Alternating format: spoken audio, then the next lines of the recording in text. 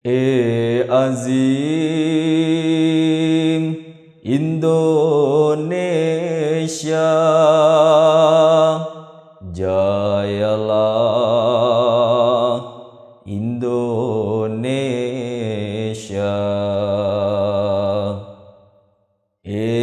Azim Indonesia, jayalah Indonesia.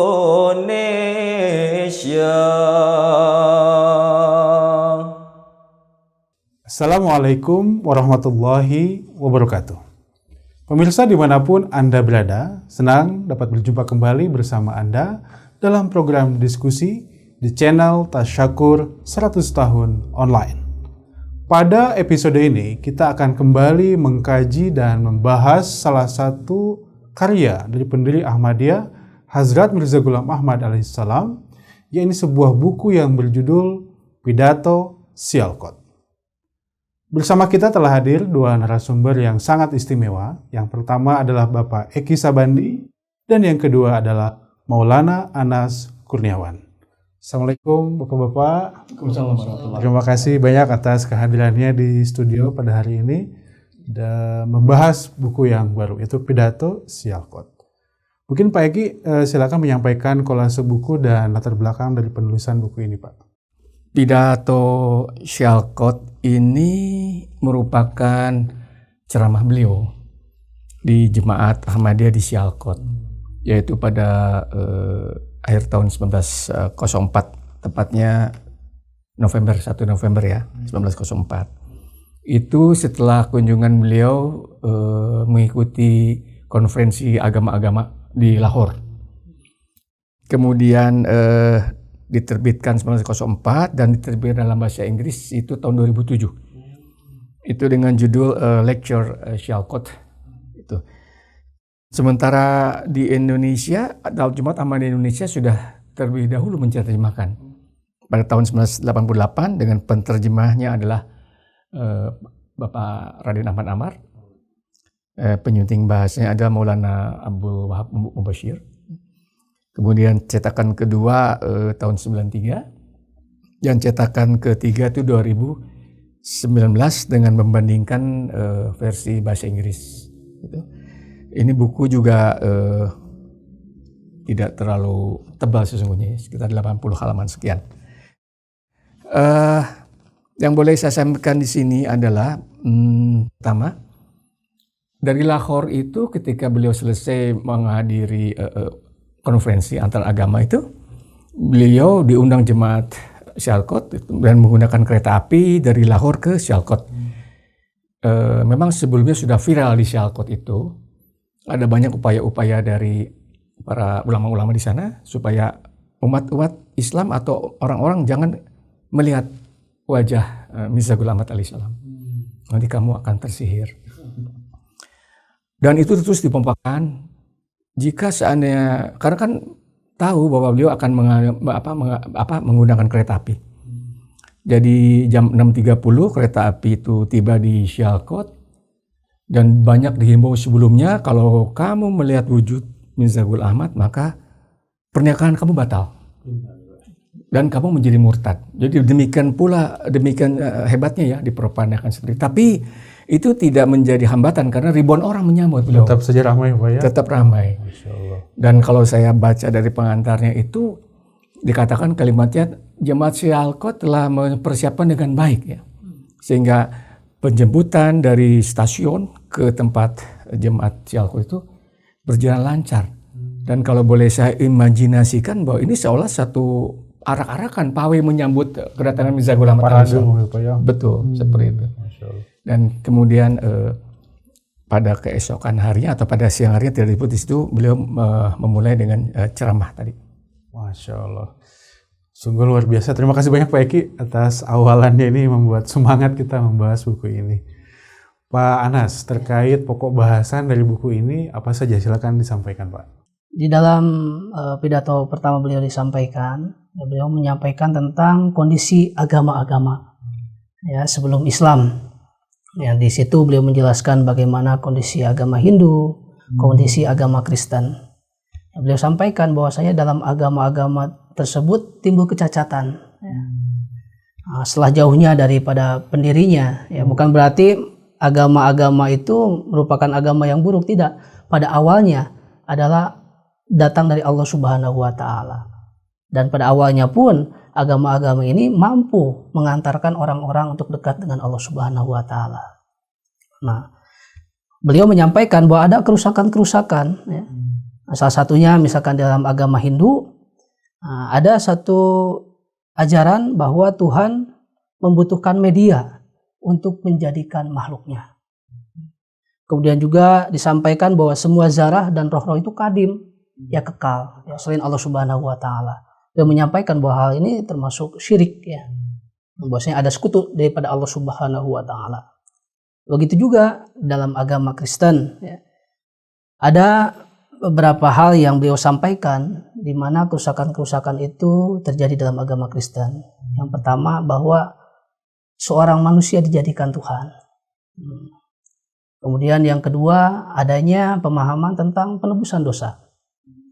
Dan juga ajaran Taurat yang mengatakan babi itu haram. Nah, menjadi babi itu halal. Kemudian juga khitan, ya, itu ditiadakan ataupun dihapuskan. Nah, oleh karena itu suatu tanda, ya, menyatakan bahwa perlunya datang utusan Allah Subhanahu wa taala, yaitu Nabi Muhammad SAW. Ya. Masya Allah, menarik sekali awalan tentang adanya kecacatan, kerusakan agama dan perlunya seorang pembaharu. Mungkin Pak Eki ingin elaborasi kembali, Pak? Iya, awalnya beliau juga jelaskan secara panjang lebar, ya. Sudah disinggung oleh Pak Anas, ya, bahwa secara objektif Islam atau kedatangan Nabi Muhammad SAW memang diperlukan, ya, untuk memperbaiki katakanlah kekeliruan ajaran yang tadi disebutkan dalam agama Hindu saat itu, ya, dan juga ajaran-ajaran Kristen yang jauh dari ajaran akar yang dibawa oleh Nabi Isa alaihissalam. Nah, gitu. Karena itu kedatangan Mujadid Azam dalam hal ini adalah Nabi Muhammad Rasulullah SAW itu adalah untuk memperbaiki kekeliruan ajaran yang beliau contohkan dalam Hindu maupun dalam Kristen. Artinya urgent, Pak, ya, sangat-sangat diperlukan kehadirannya, Pak, ya. Masya Allah. Baik, terima kasih. Kemudian Pak Anas, pokok bahasan selanjutnya apa dari buku tersebut? Ya, beliau menyampaikan bahwa umur, ya, dunia, ya, sejak ataupun mulai dari Nabi Adam alaihissalam hingga masa kini itu adalah 7.000 tahun. Ya, di mana sudah ditetapkan bahwa hidayah dan kesesatan itu silih berganti dalam periode setiap 1.000 tahun. Mungkin dalam periode pertama, ya, 1.000 tahun pertama hidayah yang unggul. 1.000 tahun yang kedua kesesatan yang merajalela. Beliau menyampaikan bahwa pada periode pertama itu hidayah yang unggul, di mana ketauhidan itu terhadap Allah Subhanahu wa taala sangat luar biasa. Nah, pada ribuan kedua justru kesesatan mulai merajalela lagi. Nah, beliau sampaikan juga bahwa pada periode yang ketiga, ya, milenium yang ketiga, itu masa hidayah, ya, kembali bangkit lagi. Ya. Kemudian yang keempat malah merosot lagi. Iya, timbul lagi kesesatan-kesesatan. Dan pada milenium yang kelima itu hidayah bangkit lagi dengan diutusnya Nabi Muhammad SAW. Nah, di situ pun setelah Nabi Muhammad Rasulullah SAW dia menyampaikan berarti 1.000 tahun yang akan datang pun akan timbul lagi kejahatan-kejahatan, keburukan-keburukan. Nah, baru pada periode yang ketujuh, ya, ribuan yang ketujuh itu akan bangkit lagi hidayah di Allah Subhanahu wa taala. Ya, pada periode itulah yang sebagaimana yang telah dibuatkan oleh Rasulullah SAW oleh kitab-kitab terdahulu bahwasanya Al-Masih, ya, yang kedua kali itu akan datang. Baik, Pak Anas, terima kasih. Pak Eki, ini ada hal yang menarik tentang konsep 7.000 tahun peradaban ini. Ini mungkin baru untuk beberapa kalangan tertentu mungkin, Pak, ya. Mungkin Pak Eki bisa elaborasi kembali, Pak. Dalam pidato beliau kutip dari surat Al-Hajj, ya, ayat 48. Bismillahirrahmanirrahim. Wa inna yauman inda robika ka alfi sanatin mimma ta'udun, ya. Sesungguhnya, artinya sesungguhnya satu hari di sisi Tuhan engkau adalah seperti 1000 tahun menurut perhitunganmu, gitu. Jadi kalau disebut tadi siklus 7.000 tahun, ya, karena dalam beberapa ya dari Al-Quran ya selalu menyebut tentang 7 petala langit, selalu menyebut 7. Kemudian juga penciptaan bumi dan langit itu dalam siklus 7, kan begitu. Nah, beliau menjabarkan lebih jauh tentang siklus 7.000 tahunan itu, baik dari sisi peradaban maupun dari sisi kerohanian. Jadi ribuan pertama itu sudah betul, ya. Kemudian ada sedikit bergeser, ribuan kedua dikoreksi lagi, ribuan ketiga, keempat juga demikian, bias, dan ribuan kelima itu wujud Rasulullah SAW hadir.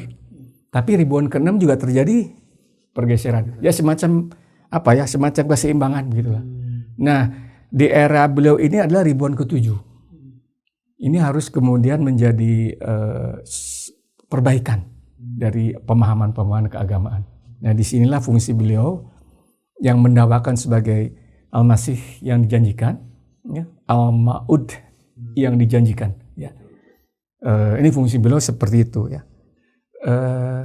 Saya kira mungkin kalau jauh dibahas lebih jauh panjang lebar, ya. Cuman karena waktu barangkali. Betul, kajian ini sangat dalam Pak Eki, ya, Masya Allah, dan menghadirkan sebuah mungkin kajian sangat baru untuk kalangan tertentu, Pak, ya. Iya. Masya Allah, terima kasih Pak Eki. Pak Anas, pokok bahasan yang selanjutnya apa, Pak? Ya, beliau menyampaikan berkenaan dengan tanda-tanda akhir zaman. Ya, karena ribuan ke-7 ini sudah hadir, betul, ya. Di mana para dalam kitab-kitab terdahulu itu telah disampaikan nubuatan-nubuatan tentang kedatangan Nabi Isa alaihissalam. Oleh karena itu, beliau menyampaikan bahwa dalam Quran surah Al-Qamar, ya, ayat kedua, Allah Subhanahu wa taala berfirman, "A'udzubillahi minasyaitonirrajim, iqtarabatis saah." Ya, saat itu telah datang. Dan beliau sampaikan secara detail bahwasanya dalam surah At-Takwir, ya, banyak sekali nubuatan tentang kiamat itu, seperti unta-unta yang akan ditinggalkan, yang memang zaman dulu merupakan transportasi, ya, paling utama, yang paling utama. Nah, beliau sampaikan itu akan ditinggalkan, dan pada saat itu mulai ada transportasi kereta api dan sebagainya. Kemudian juga buku-buku, ya, era-era buku-buku ini akan disebarluaskan, ya. Wa idza suhufun nusyirat, ya, apabila buku-buku ini akan disebarluaskan. Kemudian apabila gunung-gunung akan dihancurkan, ya, eksploitasi mineral, ya, semuanya ada, ya, akan tumbuh. Kemudian akan komunikasi itu akan dimudahkan, akan didekatkan. Nah, itu tanda-tanda yang beliau sampaikan di beberapa tanda yang banyak, ya. Beliau sampaikan akan akhir zaman, ya, bahwasanya ini setelah masanya, dan ketika setelah masanya ini berarti yang ditunggu-tunggu itu telah datang. Masya Allah, Masya Allah, luar biasa Pak Anas penjelasannya. Pak Eki, ini kan tentang tanda akhir zaman, pokok bahasan yang disampaikan Pak Anas ini kan sesuatu yang selalu dibahas, Pak, oleh banyak kalangan, karena mungkin orang juga penasaran, gitu. Mungkin Pak Eki bisa tambahkan penjelasan tersebut, Pak. Ya, yang dinyatakan firman Allah Ta'ala dalam Al-Quran itu kan tanda-tanda akhir zaman, ya. Nah, tadi disebutkan beberapa ayat. Sekarang di-cross-check dengan faktanya. Apakah yang disebut dalam ayat ini terjadi atau tidak? Kan begitu. Contoh misalkan tentang unta-unta betina ditinggalkan. Kan unta itu salah satu sarana vital untuk transportasi. Bayangkan dulu ketika Nabi Muhammad SAW ikut kafilah berdagang, kan, dari Mekah ke mana? Ke daerah utara itu. Kemudian juga ke beberapa daerah, ya, kan beliau juga tidak banyak mengikuti kafilah, kan, perdagangan itu. Nah, kalau tanpa melewati padang pasir tanpa unta, apa yang terjadi, kan begitu? Ya, kan, karena itu ratusan atau mungkin ribuan kilometer, kan. Satu kali kafilah berdagang kembali ke Mekah mungkin 3-4 bulan akan datang baru kembali. Nah, itu akan tinggalkan. Jadi dengan kata lain memang sarana transportasi sudah sedemikian maju, ya, dan ini tanda-tanda akhir zaman. Kemudian banyak sebetulnya ketika langit-langit dibukakan, bagaimana astronomi, ya kan. Kemudian telekomunikasi, perhubungan ya. Katakanlah saat ini kita bisa menghubungi Amerika atau London kan. Pada saat itu belum semaju ini kan, tidak akan terus maju. Seperti itu ya. Dan ini tanda-tanda akhir zaman. Gitu. Dan secara rohani, tanda-tanda yang sempurna secara fisik, secara empirik, ini harus sudah datang ini. Seorang pembaharu. Yang dijanjikan tadi ya. Yang dijanjikan. Yang dijanjikan oleh siapa? Oleh Nabi Muhammad SAW sendiri. Kan begitu. Seperti itu. Ya, ini satu yang perlu disampaikan juga oleh beliau. Ini seperti ini. Tinggal kita bisa nggak nangkep sinyal-sinyal itu kan? Seperti itu. Memang luar biasa tanda-tanda ini langsung dari Al-Quran ya. Padahal tadi dijelaskan sangat kuat sekali pesan-pesan itu, dan Pak Eki tegaskan sudah terjadi. Sosok yang dinantikan tentunya harusnya sudah datang. Baik, Pak Anas, ini kan kajiannya sangat dalam dan sangat luas, sangat banyak juga ya. Mungkin Pak Anas ingin menambahkan, silakan. Ya, ada satu pernyataan dari Nawab Siddiq Hasan Khan, beliau seorang ulama besar. Beliau menyatakan, dan beliau secara nasab bersambung kepada Rasulullah SAW. Beliau menyatakan dalam kitabnya Hujajul Kiromah bahwa dari antara para alim dan ahli kasyaf dari umat Islam, tiada seorang pun yang menetapkan zaman kedatangan Al-Masih Al-Ma'ud akan lewat dari permulaan abad yang ke-14 ini. Jadi beliau sudah menyatakan bahwa abad 14 inilah sudah saatnya sosok itu datang. Beliau langsung menetapkan ya. Ya. Masya Allah, luar biasa ini. Terima kasih Pak Anas. Pak Eki ingin menambahkan, silakan. Ya, tadi seorang ulama besar itu sezaman dengan Nabi Masih Maud. Beliau lahir 1832, meninggal pada tahun 1889 ya. Itu yang saya pahami. Jadi memang tidak pernah jumpa ya, karena beda kota. Kalau tidak salah beliau Masih Maud di Kadian, kalau beliau itu ada di India sebelah barat ya gitu. Tapi beliau menulis dalam buku itu, beliau catat itu menjadi abad 1 sampai dengan abad 13, dan abad 14 itu beliau tuliskan ini harus dia seorang Imam Mahdi. Padahal tempoh hari belum ada belum ada dakwah Mirza Ghulam Ahmad sebagai Imam Mahdi, tapi beliau mendapat kasyaf barangkali ya, atau apalah petunjuk Allah Ta'ala. Ini zaman Al-Mahdi datang, seperti itu. Kemudian dalam bahasan lain juga memang banyak disinggung ya, 1, 2, 3, tapi karena constraint kita waktu ya. Tapi yang jelas dikatakan bahwa Hadrat Masih Maud alaihissalam mengatakan bahwa kewafatan Isa adalah akar dari pendakwaan kami, kan gitu. Beliau juga singgung tentang surat An-Nisa ya, ayat 159, panjang sih, cuma saya pendekkan saja, tentang bal rafa'ahullahu ilaih, itu diangkat kepadanya, ke sisinya, bukan ke langit. Lagi-lagi beliau jelaskan tentang apa itu kewafatan Isa Al-Masih ya. Dan dikatakan bahwa Isa Al-Masih sudah wafat, dan kewafatan itulah akar dari pendakwaan kami. Itu. Kemudian juga dalam pidato itu beliau lagi menegaskan bahwa aku adalah Krishna yang dijanjikan bagi umat Hindu. Jadi ini secara tersurat disebutkan oleh beliau. Dan yang ketiga itu beliau juga mengatakan 3 cara untuk mengecek ya, atau mengkonfirmasi dakwah beliau. Yaitu pertama, gunakan akal sehat. Apakah secara objektif tuntutan adanya Al-Mahdi atau Al-Masih itu diperlukan nggak pada saat ini, seperti itu. Kemudian juga cek lagi kabar-kabar gaib, nubuatan yang telah disampaikan oleh Nabi Muhammad SAW. Dan ketiga, jangan lupa berdoa, mohon pertolongan pada Allah Ta'ala, mohon diberikan bimbingan dan petunjuk. Luar biasa. Mungkin sebelum kita tutup diskusi kita, ada closing statement dari Pak Anas, silakan. Baik, tentunya ini pidato yang sangat luar biasa. Betul. Yang beliau sampaikan, dan banyak ya elemen-elemen yang beliau sampaikan di sini. Kalau saya berharap mudah-mudahan para pemirsa bisa membaca kembali yang buku yang sangat luar biasa ini, karena di dalamnya banyak sekali hazanah-hazanah yang beliau sampaikan. Baik, terima kasih Pak Anas. Pak Eki, silakan. Ya, buku ini insya Allah sedang naik cetak ya. karena ada beberapa terjemah yang disempurnakan ya, dengan adanya tim review dari Rabwah. Ya. Jadi insya Allah akan dicetak lagi edisi keempat. Ya. Mungkin kalau sudah ada sangat baik dan sangat penting untuk difahami oleh para pemirsa semua. Baik. Terima kasih Pak Eki, Pak Anas. Ini sungguh kajian yang luar biasa bagi saya pribadi dan mudah-mudahan untuk para penonton menambah ilmu dan juga keimanannya. Amin. Semoga kita dapat berjumpa di lain episode.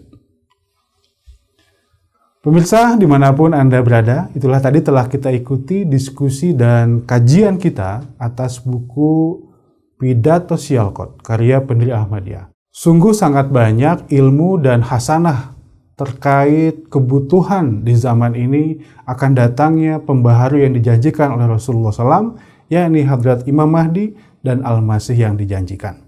Tentunya ini menjadi sarana untuk kita untuk terus mengkaji dan mudah-mudahan kita mendapatkan petunjuk dari Allah Ta'ala untuk menerima sosok yang dijanjikan ini. Terima kasih banyak atas segenap perhatiannya. Semoga kita dapat berjumpa dalam episode yang akan datang. Wa akhiru da'wana alhamdulillahirabbil alamin. Wassalamualaikum warahmatullahi wabarakatuh.